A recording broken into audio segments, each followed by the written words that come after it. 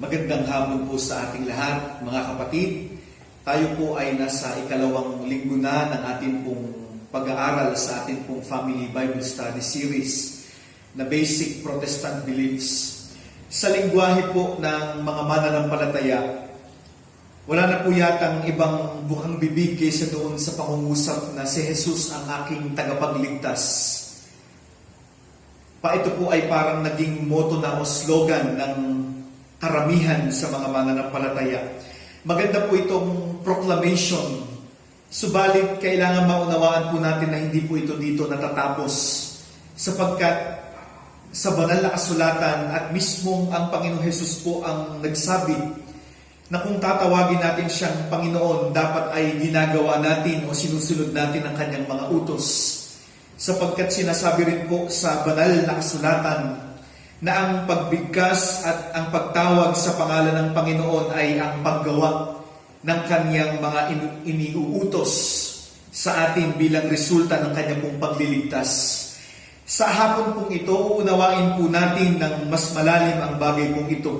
Kaya patuloy po tayong dumalangin sa karunungan na ibibigay sa atin ng Diyos at sa patuloy na pagsama sa atin ng banal na Espiritu upang mas maunawaan po natin ang mahalagang nilalaman na ito ng ating pong pananampalataya. Tayo po ay umuko at tayo po ay manalangin. Minsan pa, O Diyos, narito po ang iyong mga anak. Sama-sama kaming yumuyuko sa inyong harapan bilang tanda ng amin pong pagsuko sa inyo at gayon din po ng kapakumbabaan. Kami po ay dumadalangin, O Diyos, sa iyong pangunguna sa amin sa hapon pong ito sa aming pag-aaral. Pagkalooban mo nawa kami ng pag-unawa, ng bukas na puso't isip, upang lubusan namin na maunawaan ang iyong mga mensahe na iyong ihahayag sa amin sa pamamagitan ng aralin namin sa hapon pong ito. Tulungan mo kami higit sa lahat na sa gabay ng banal na Espiritu ay malakaran namin ang mga bagay na ito na iyong ipapahayag sa amin ngayon pong hapon. Ito pong lahat ay aming idinadalangin sa natatanging pangalan naman po ng aming Panginoong Hesus. Amen. Bago po tayo magpatuloy sa ating pong pag-aaral, awitan po natin ang ating Panginoon.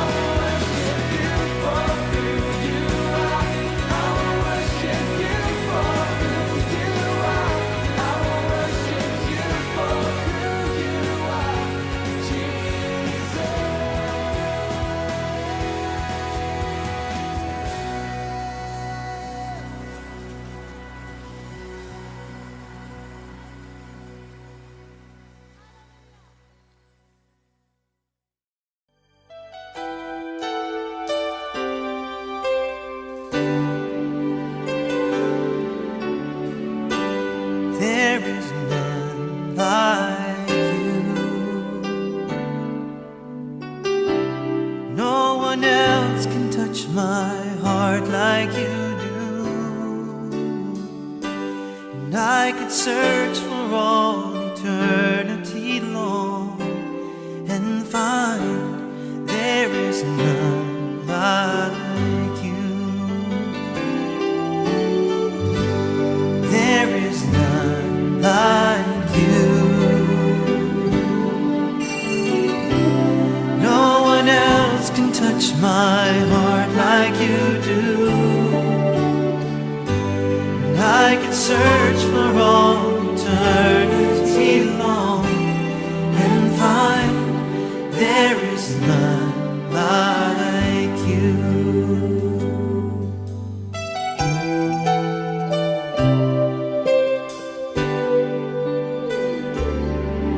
Your mercy flows like a river wide, and healing comes from your hands. All and suffering children are safe in your arms. There is none like you. There is none like you. No one else can touch my heart like you do. I could search for all eternity long and find there is none like you. There is none like you. None like you, Lord. No one else can touch my heart like you do. I could search for all eternity long and find there is none like you. There is none like you. I could search for all eternity long. And find there is none. There is none like you. No, not one. There is none like you.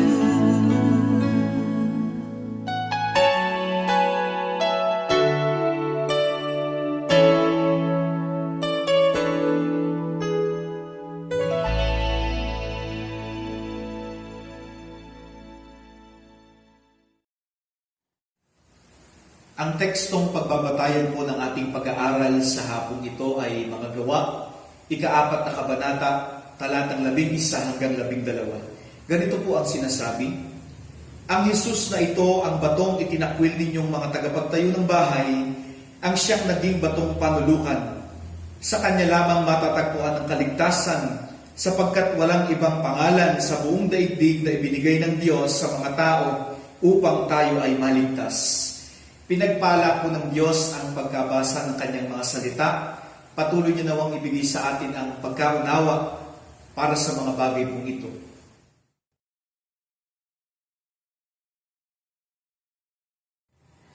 Ang ating pong pag-uusapan sa hapon pong ito ay ang ating pananampalataya kay Jesucristo bilang tagapagligtas. O sa anyo po ng tanong, ano ang sinasabi ng ating pananampalataya tungkol sa Panginoong Jesucristo bilang tagapagligtas? Bagamat ang focus po ay sa titulo na tagapagligtas, kagaya po sa nakaraan nating aralin, ang naging focus ay sa term na anak ng Diyos, subalit hindi po maaaring ihiwalay ang identity ng ating Panginoon sa kanyang mga gawa.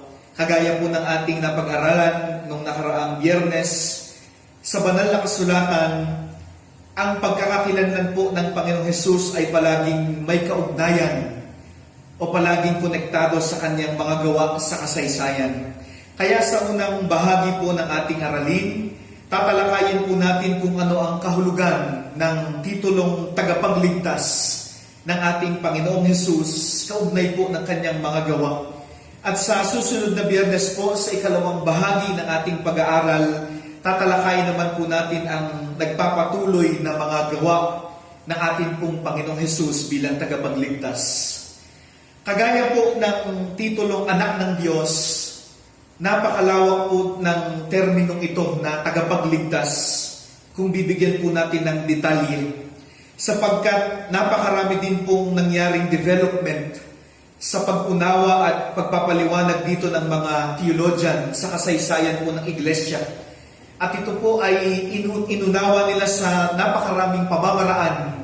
Mula pa po sa lumang tipan, tinignan po nila ito hanggang sa na-formulate na ang napakaraming modernong teolohiya. Kaya naman, hindi ko po masasabi na comprehensive ang ating pong magiging pagtalakay tungkol sa bagay na ito ngayong pong hapon, at hindi ko po maaaring i-claim na sa ating pong aralin na ito ay matatalakay po natin ang lahat ng bagay patungkol po sa pagiging tagapagligtas ng ating Panginoong Hesus. Subalit, para po magkaroon tayo mga kapatid ng preliminary na pagkaunawa dito, unawain po natin muna sa aralin pong ito ang kahulugan ng titulong tagapagligtas ng ating pong Panginoong Hesus. At para po mas malinaw ang ating pagtalakay dito, bibigyan po natin ito ng 3 kategory kung paano po natin po ito bibigyan ng kahulugan o uunawain ng kahulugan. Ito pong mga kategoryang ito ay mga katotohanan na nagpapahayag at nagbibigay kahulugan sa titulong tagapagligtas at sa mismong pagiging tagapagligtas ng ating Panginoong Hesus. So unahin po natin mga kapatid ang katotohanan na ang pagtawag sa Panginoong Hesus bilang tagapagligtas ay nangangahulugan na siya ay Diyos. Ang titulong tagapagligtas ay patunay ng pagiging Diyos ng ating pong Panginoong Hesukristo. Ito po ang unang kategorya, no, the category of Jesus' divinity, no, being the Savior. Para po sa mga manunulat ng Bagong Tipan, ang ating pong Panginoong Hesus ay tagapagligtas. Sabi sa Luke chapter 2 verse 11, tagapagligtas ang Kristong Panginoon. Ito pong theme na ito mga kapatid ay matatagpuan sa halos lahat ng mga aklat sa Bagong Tipan. Ilan po sa mga halimbawa nito ay makikita po natin sa mga sumusunod. Una po sa aklat ni Mateo 1:21, ipinakita po doon na inililigtas ng Panginoong Hesus ang kanyang bayan mula sa kanilang mga kasalanan. At doon po sa talatang batayan ng ating pag-aaral sa hapon pong ito, sinasabi na sa kanyang pangalan lamang matatagpuan ang kaligtasan. At gayon din naman po sa Hebreo 2, talatang 10, ang Panginoong Hesus sinabi doon ay tagapanguna ng kaligtasan. So sa ilang mga halimbawa pong ito ng mga talata, malinaw at simple lang ang katotohanang ipinapahayag na ang ating pong Panginoong Hesus ang nagliligtas o tagapagligtas. Siya ang tagapagligtas. At para sa atin po, ito po ay plain truth. Subalit, sa panahon po ng Panginoong Hesus, ito po ay umani ng iba't ibang reaksyon mula sa mga tao. Sa panahon po ng ating Panginoong Hesus, medyo scandalous po ang claim na ito. Lalong-lalo na po sa pananaw at sa pandinig ng mga Hudyo. Sapagkat sa lumang tipan, kinikilala nila na mayroon lamang isang tagapagligtas at yun ay walang iba kundi si Yahweh na Diyos ng Israel. At makikita po natin madalas ipaalala ng mga propeta sa Israel na hindi nila kayang iligtas ang kanilang sarili at walang tao o hari o sino mang bansa ang maaaring magligtas sa kanila. Si Yahweh lamang ang makapagliligtas at siya lamang ang makakapagpatawad sa kanilang mga kasalanan. Ito po ay claim na makikita po natin sa aklat po ni Isaias, chapter 45, verses 21 to 22. Kaya sa panahon po ng ating Panginoong Hesus, ang pagtawag sa Kanya na tagapagligtas ay nangangahulugan ng pagpapantay sa Kanya sa Diyos na si Yahweh.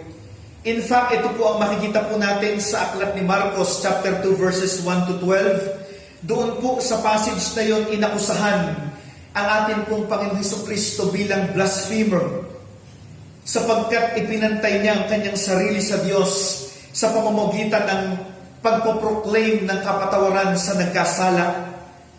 At yun po mga kapatid ay isang karumal-dumal na kasalanan sa harapan ng mga Hudyo.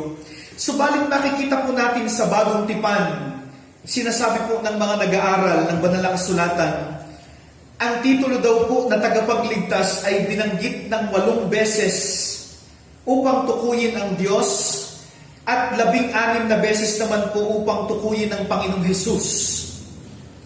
Ilan po mga kapatid sa mga halimbawa nito ay ang mga sumusunod. Una po sa ikalawang sulat ni Pedro, chapter 1 verse 1, sinabi doon, ang ating tagapagligtas o ang ating makatarungang Diyos at tagapagligtas na si Hesukristo. Gayon din naman po sa Tito chapter 2 verse 13, binanggit po doon ang pagbabalik ng ating dakilang Diyos at tagapagligtas na si Hesukristo. At ilang beses din pong binanggit sa Bagong Tipan na ang Panginoong Hesus na muling nabuhay ay umakyat sa kanan ng Diyos bilang patunay ng kanyang paghahari na kasama ang Diyos Ama. Makikita po natin ito sa mga talata na makikita po natin dito sa ating pong screen. So ilan lamang po ito mga kapatid sa mga patunay sa banal na kasulatan ng pagiging tagapagligtas ng Panginoong Hesus na ang tungtungan ay ang kanyang pagiging Diyos.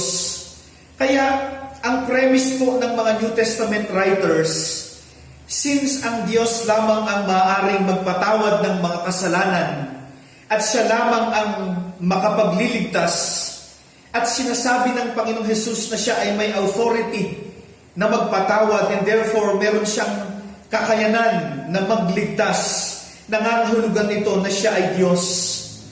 At hindi po ito ignorance o misunderstanding ng mga sinaunang mananampalataya sa kanilang pagbasa ng Lumang Tipan. Sa halip, ito po ay buong pagtitiwalang kapahayagan at conviction ng kung ano ang pagkakilala nila sa kung sino ang Panginoong Hesus, batay po sa kanyang mga ginawa sa kasaysayan. Specifically, very particular po sa New Testament sa pamamagitan ng kanyang kamatayan at muling pagkabuhay. Sapagkat ito po ang kagaya ng sinabi po natin sa nakaraang aralin, ang kanyang muling pagkabuhay, ang siyang naging event o moment kung saan lahat ng proof o lahat ng patunay sa kanyang pagiging Diyos, lahat ng patunay sa pagkatupad niya sa mga propesiya ay matatagpuan. At dahil ang Panginoong Hesus po ay Diyos, pangalawang bagay na kailangang maunawaan po natin, sinasabi din po nito na siya lamang ang nag-iisang tagapagligtas. Ang Panginoong Hesus lamang ang tagapagligtas. Ito po mga kapatid ang ikalawang kategory. The category of Jesus' exclusive claim as the Savior.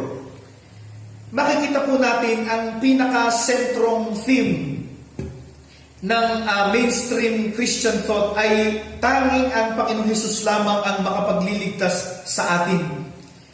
Sapagkat malinaw po sa banal na kasulatan, specifically sa talatang batayan ng ating pong pag-aaral sa hapon pong ito, sabi doon sa Kanya lamang matatagpuan ng kaligtasan sapagkat walang ibang pangalan ng sino mang tao sa buong mundo na ibinigay ng Diyos sa mga tao upang tayo ay maligtas.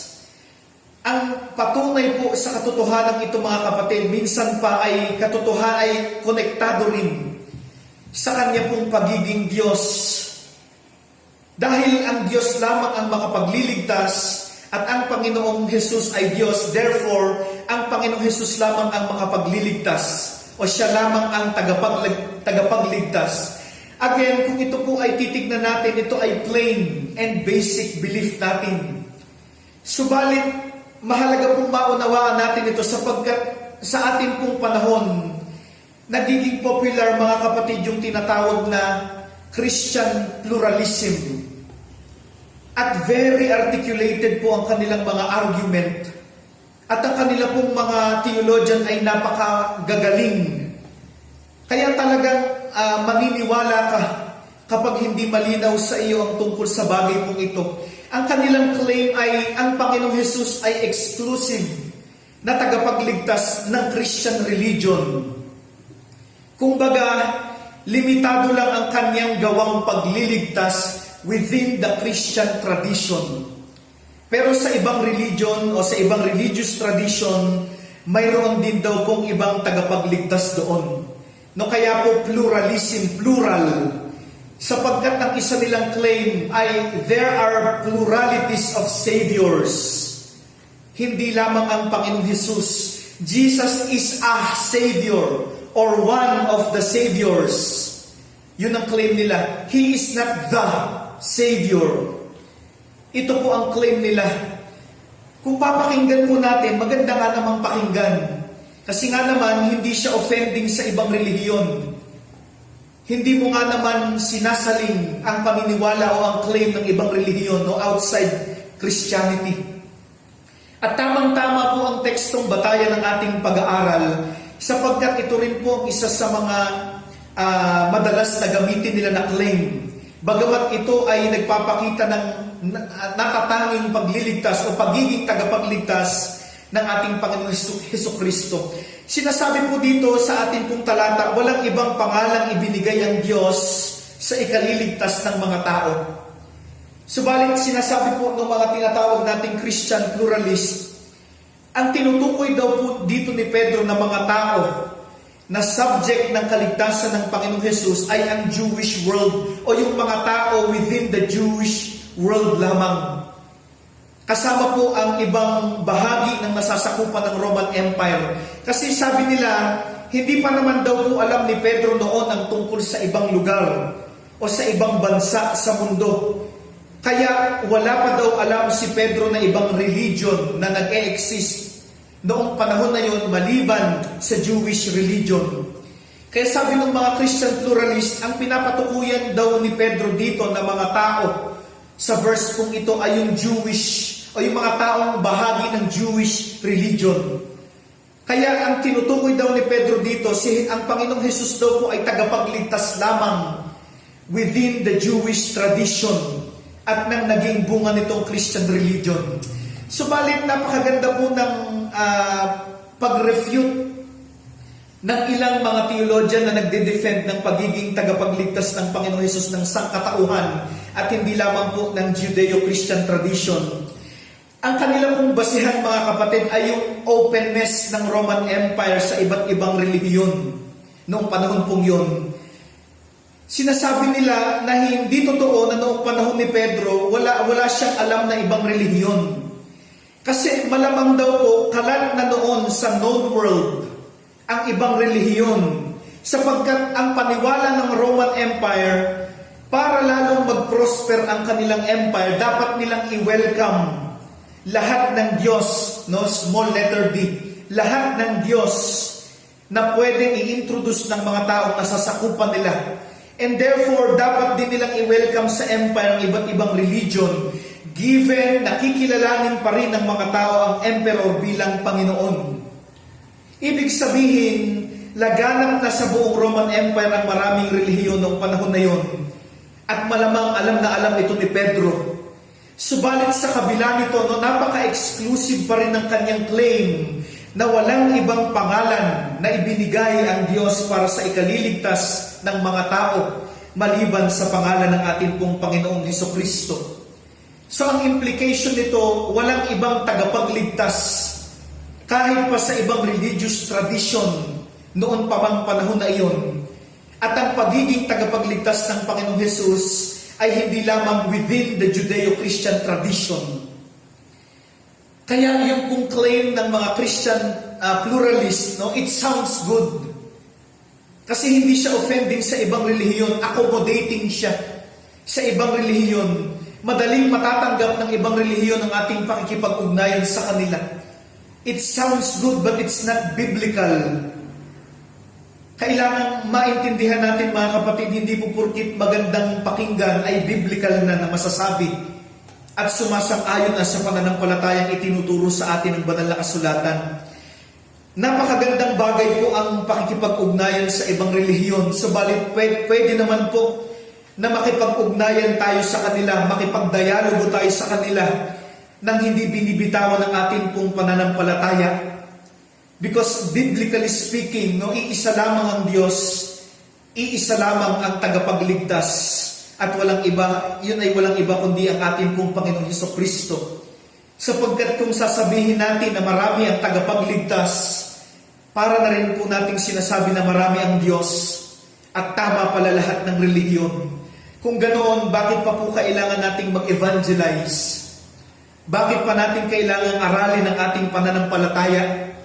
Dapat pala kung ano na lang ang mga gusto nating paniwalaan, yun na lang. Tama naman po pala lahat Subalit, hindi po ito ang claim ng banal na kasulatan sapagkat hindi po ganito inihayag ng Diyos ang kanyang sarili sa atin. Hindi lamang natatangi o nag-iisang tagapagligtas ang Panginoong Hesus, ipinapakita din ng katotohanan na ito na siya ang tagapagligtas ng lahat ng tao at hindi lamang ng iilang tao o iilang grupo ng tao lamang. Ang Panginoong Hesus ay tagapagligtas ng sangkatauhan.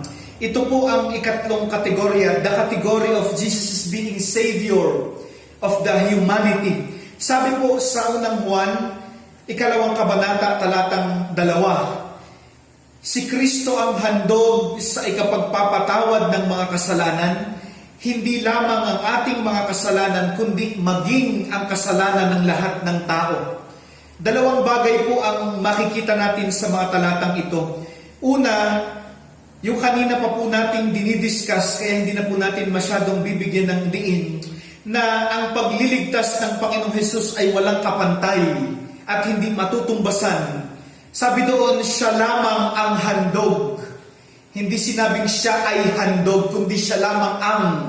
Meron pong definite article. Siya lamang ang handog sa ikapagpapatawad ng mga kasalanan. At dahil po dito, walang ibang tagapagligtas at wala nang iba pang maaaring magligtas maliban po sa atin pong Panginoong Hesukristo. At pangalawa, ang kaligtasan nagmumula po sa ating Panginoong Hesus ay para sa lahat ng tao o sa sangkatauhan. Again, ito po ay basic din at familiar na doctrine sa ating mga mananampalataya. Subalit, nagkakaroon po ng maraming misunderstanding sa bagay po na ito, patungkol po dito sa bagay po ito, lalong-lalo na po sa ating pong kapanahunan.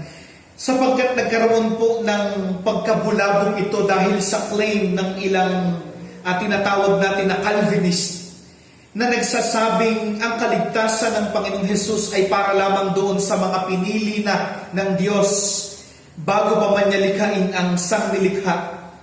Kaya hindi po ina-acknowledge ng mga Calvinist na ito ang pagiging universal na pagliligtas ng ating Panginoong Hesus. Yung proponent o yung main proponent po na ito ng pangalan ay si Teodoro Beza. Ang claim niya ay may pinili na ang Diyos na maligtas at mapunta sa langit at may pinili na ang Diyos para mapaimpyerno. At namatay ang Panginoong Hesukristo sa krus, hindi upang iligtas ang sangkatauhan, kundi upang selyuhan ang kaligtasan ng mga pinili na ng Diyos bago pa man siya lumikha. Hindi lamang po ito mga kapatid, hindi lamang po natatangi o nag-iisang tagapagligtas ang Panginoong Hesus. Ipinapakita din ng katotohanan ito na siya ay tagapagligtas o siya ang tagapagligtas ng lahat ng tao. Ang Panginoong Hesus ay tagapagligtas ng sangkatauhan. Ito po ang ikatlong kategorya, the category of Jesus being Savior of the humanity.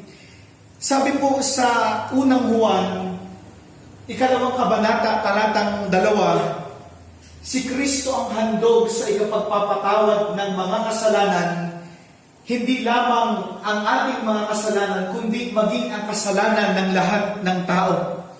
Dalawang bagay po ang makikita natin sa talata pong ito. Una po ay ang kanina pa nating dinidiscuss, kaya hindi ko na po masyadong bibigyan ng diin, na ang ating pong Panginoon, na ang pagliligtas ng ating Panginoong Jesus ay walang kapantay at hindi matutumbasan. Siya lamang ang handog para sa ikapagpapatawad ng mga kasalanan. At dahil dito wala pong ibang maaaring maging tagapagligtas maliban po sa ating Panginoong Jesus. At pangalawa, ang kaligtasang nagmumula sa ating Panginoong Jesus ay para sa lahat ng tao o sa sangkatauhan. Bagamat again, ito po ay basic at very familiar na doctrine po sa mga mananampalataya, subalit nagkaroon po ito ng maraming misunderstanding, lalo na po sa ating panahon, sapagkat nagkaroon po ng pagkabulabog ito dahil sa claim ng ilang neo-Calvinist o yung mga extreme na Calvinist na nagsasabing ang kaligtasan ng Panginoong Jesus ay para lamang doon sa mga pinili na ng Diyos bago pa man niya likhain ang sangnilikha. Kaya hindi po ina-acknowledge ng mga extreme Calvinist na ito ang pagiging universal ng pagliligtas ng ating Panginoong Jesus. Sapagkat ang claim po ng main proponent nito na ang pangalan ay si Teodoro Besa ay may pinili na ang Diyos na maligtas at mapunta sa langit at may pinili na ang Diyos para mapaimpyerno. At namatay ang Panginoong Jesus sa krus, hindi upang iligtas ang sangkatauhan, kundi upang selyuhan ang kaligtasan ng mga pinili na ng Diyos bago pa man siya lumikha.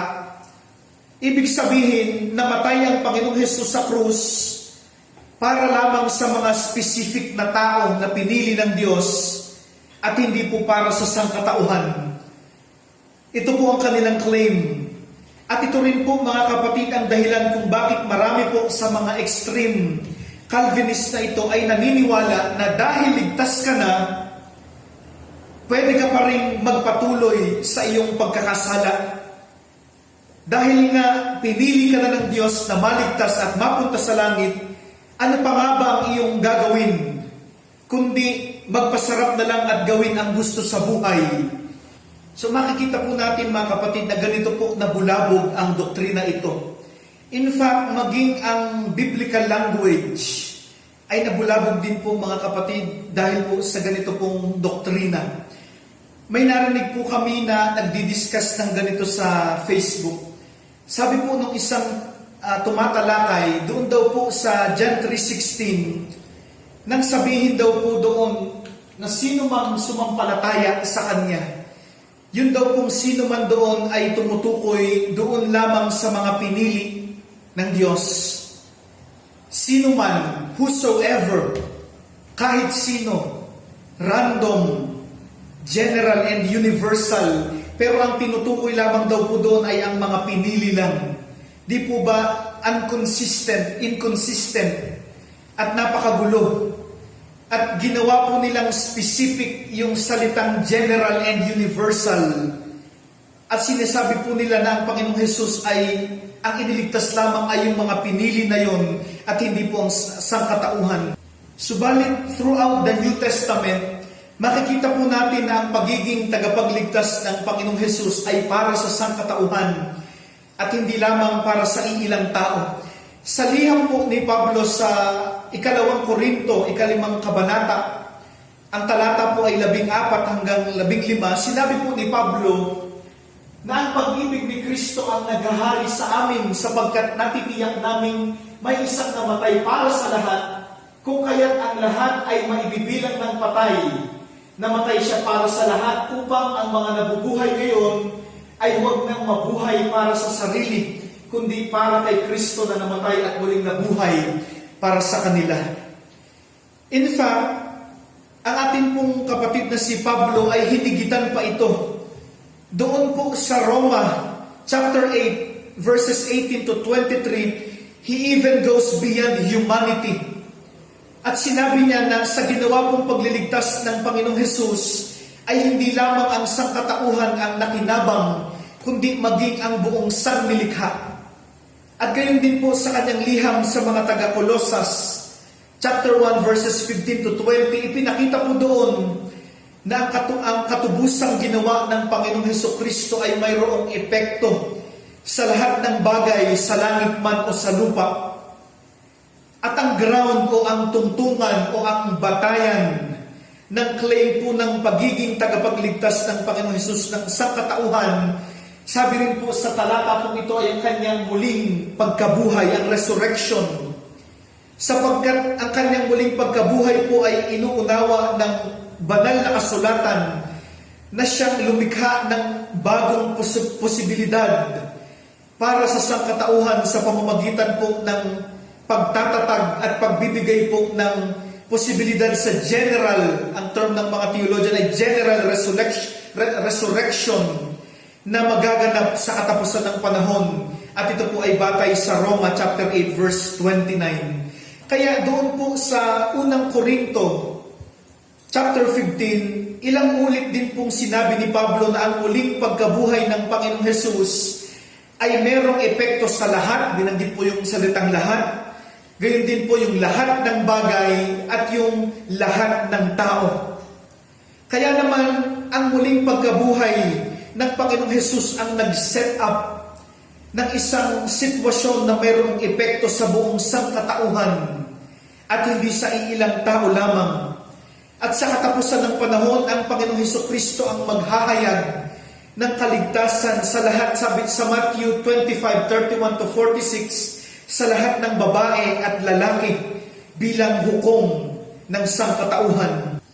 Kaya malinaw na ang offer ng kaligtasan ng Panginoong Hesus ay hindi lamang para sa iilang tao na pinili na ng Diyos, kundi sabi sa John 3:16, whosoever, sino man, sa sino man.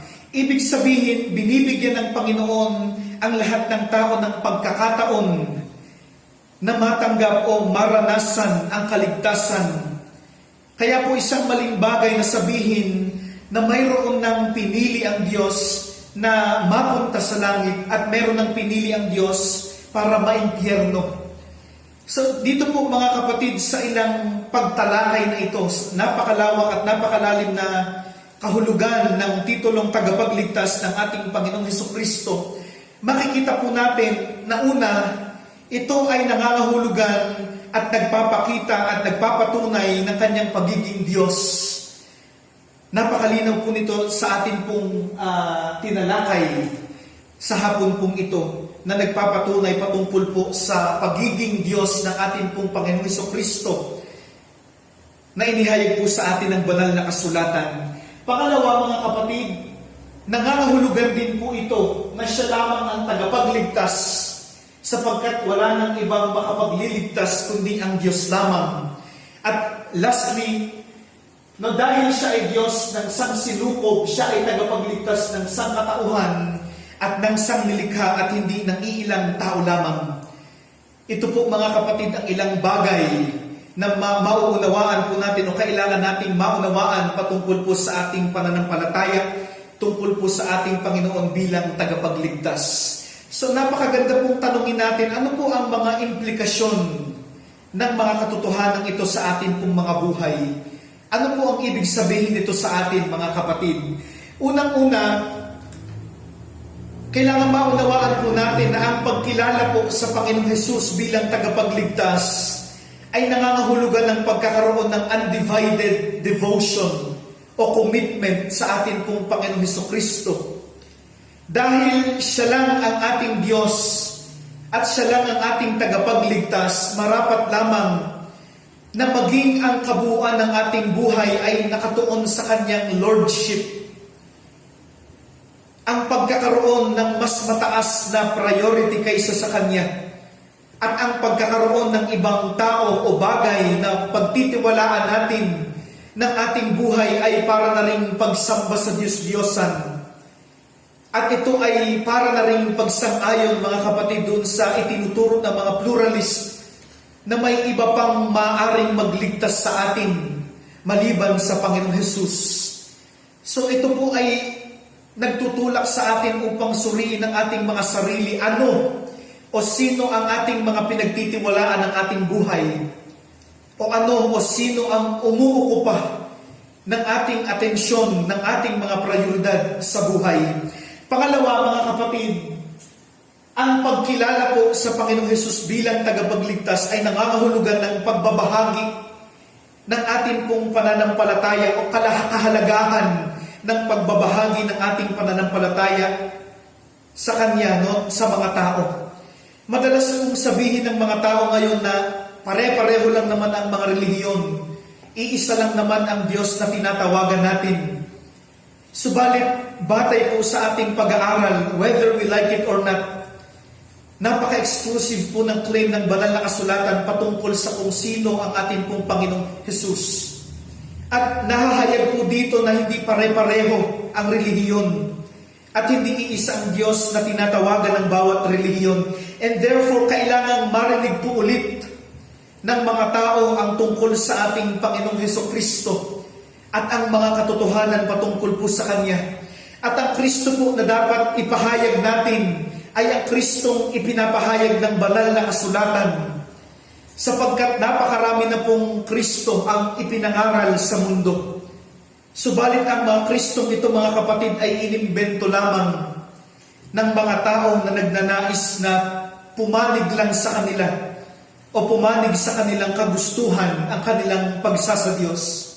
Subalit dahil ang Panginoong Hesus ay ang tagapagligtas ng sangkatauhan, hindi po tayo dapat namimili, no, ng pagbabahaginan din natin ng ating pananampalataya. Hindi rin po tayo dapat namimili ng kung sino lang ang gugustuhin nating pagparanasan ng Kanya pong pag-ibig, ng kabutihan at ng pagmamalasakit. Kung ang object o kung ang binibigyan ng pagkakataon ng kaligtasan ay whosoever, and therefore, ang object din po dapat ng ating pagmamahal at ng pagmamalasakit ay whosoever, sino man na kapwa natin na nangangailangan nito. At pangatlo, ang pagkilala po sa Panginoong Hesus bilang tagapagligtas ay nangangailangan po ng totohanang pagbabago ng buhay. Napakaradikal po ng naging pagkilos ng Diyos para lamang tayo ay iligtas at upang tayo ay pahintulutan niya na makabahagi sa bagong buhay na kaloob niya sa pamamagitan ng Panginoong Hesus. Dapat lamang din po, mga kapatid, na maging radikal din po tayo sa pagbabago ng buhay at doon sa paghiwalay sa anumang mga bagay na magwawalang kabuluhan po sa Kanya pong ginawa para sa atin. At anumang bagay, anumang offer o kahit anumang katuruan, kahit pa napakagandang pakinggan, kahit pa masarap sa pakiramdam, as long as ito po ay hindi sang-ayon sa kapahayagan ng Diyos sa Kanyang salita sa banal na kasulatan, hindi po natin ito ini-entertain sa atin pong mga buhay, sapagkat alam natin na may posibilidad na ito ay makapagpalayo sa ating pananampalataya sa Diyos at maaari itong makasira sa ating pong pakikipagrelasyon sa Kanya.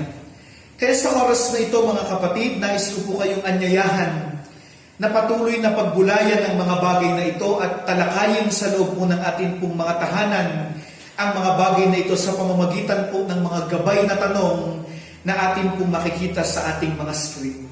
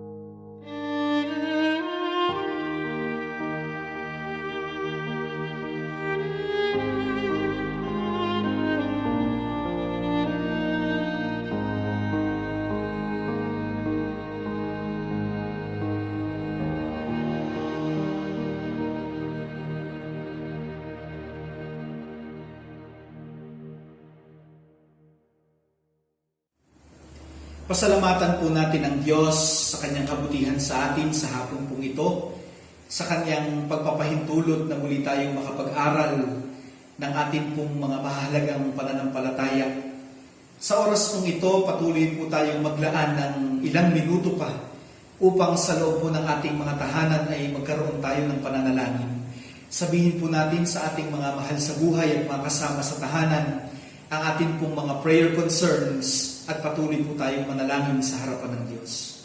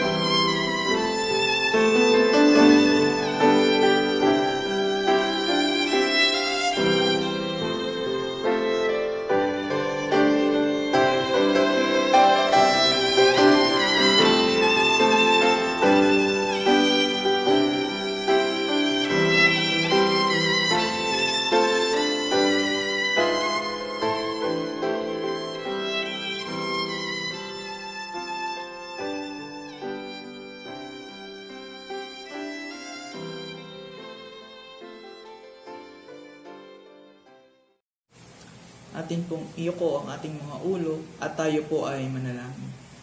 Panginoon, kami po ay nagpapasalamat sa oras na ito na muli kami ay nakapakinig ng iyong mga salita, magkaroon ng maayos na kaunawaan sa identity ng iyong anak na Panginoong Jesus. At nawa po ay nagkaroon kami ng maayos na talakayan at pabulay-bulay kasama ang aming mga pamilya.